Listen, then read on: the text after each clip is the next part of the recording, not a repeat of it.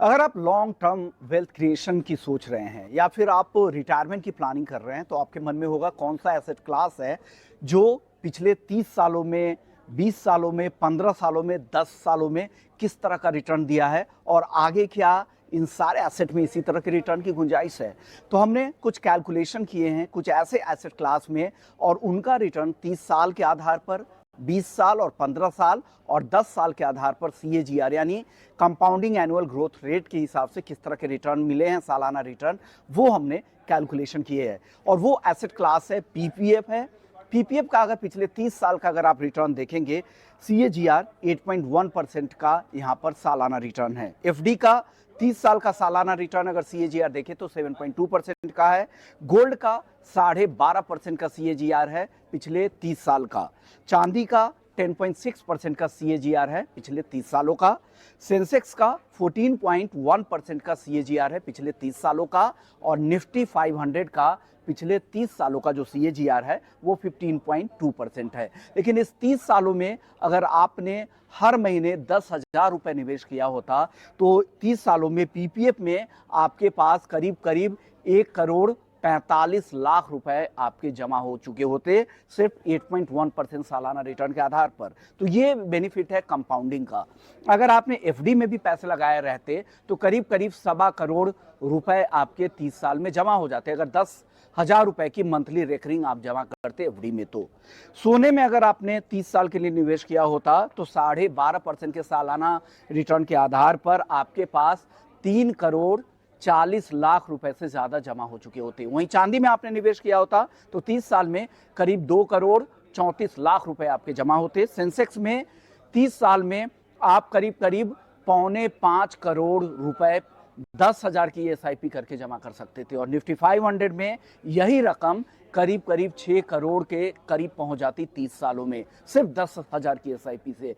तो 6 करोड़ आप जमा कर सकते थे निफ्टी 500 में अगर 30 साल तक कंसिस्टेंटली आप 10,000 रुपए की SIP करते। अब 20 साल पे कैलकुलेट करते हैं इन्हीं एसेट क्लास पर। 20 साल का रिटर्न है PPF का 7.7%। उसके आधार पर 20 साल में 10,000 की मंथली SIP आपकी करीब 55,50,000 रुपए के आसपास हो जाती। FD में अगर आप जमा करते 20 साल के लिए 6.9% के CAGR से तो 51,00,000 रुपए से ज्यादा आपका पैसा जमा हो जाता। वहीं 20 साल में अगर गोल्ड में आपने लगाते तो 1,11,00,000 रुपए 20 साल में आपके जमा हो जाते। और गोल्ड का जो 20 साल का रिटर्न है CAGR वो है 13.5% का। चांदी में 20 साल का जो CAGR है वो 10.2% है और चांदी में आप 20 साल में 75,00,000 रुपए जमा कर लेते। इसके अलावा सेंसेक्स में जो CAGR है 13.4% है 20 साल का। और 20 साल में सेंसेक्स में अगर आप 10,000 की SIP करते तो 1,10,00,000 रुपए आप जमा कर चुके होते। और निफ्टी 500 का CAGR है 14.1% का यानी 20 साल में आप करीब 1,18,00,000 रुपए जमा कर लेते। अब 15 साल का रिटर्न देखते। 15 साल में PPF में 10,000 की मंथली SIP आप करते तो आप 33,00,000 रुपए और FD में 30,50,000 रुपए जमा करते। गोल्ड में इस दौरान 15 साल में आपके 51,50,000 रुपए जमा हो जाते।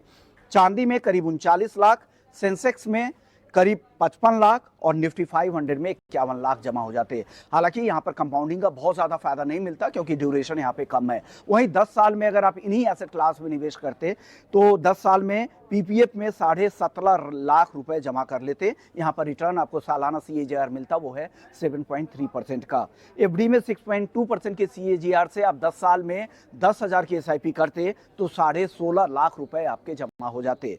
सोने में 28,50,000 10 साल में 10,000 की SIP आपकी हो जाती। और चांदी 24,50,000 जमा हो जाती 10 साल में 10,000 की SIP से। और सेंसेक्स में यही रकम 25,60,000 रुपए के ऊपर निकल जाती। और निफ्टी 500 में ये रिटर्न आपको मिलता 27,75,000 रुपए जमा हो जाते 10 साल में 10,000 की SIP से। यानी अगर आप 20 या 30 साल का नजरिया आप रखते तो इन किसी भी एसेट क्लास में आप करोड़पति बन सकते थे।